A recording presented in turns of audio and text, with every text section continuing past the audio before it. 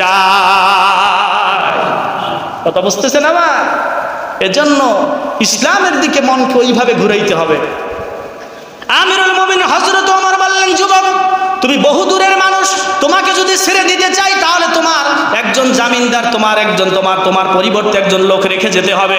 আর এইবার যুবক ডাক দিয়ে বলে যে না, এই শহরে আমার অন্য কোনো লোক নাই, কে হবে আমি জানি না। বলে যে তাহলে তো তোমাকে ছাড়া যাবে না, হযরতে রাসূল কারীম সাল্লাল্লাহু আলাইহি সাল্লামের একজন সাহাবী যার নাম হযরতে আবু যর গিফারী রাদিয়াল্লাহু তাআলা আনহু।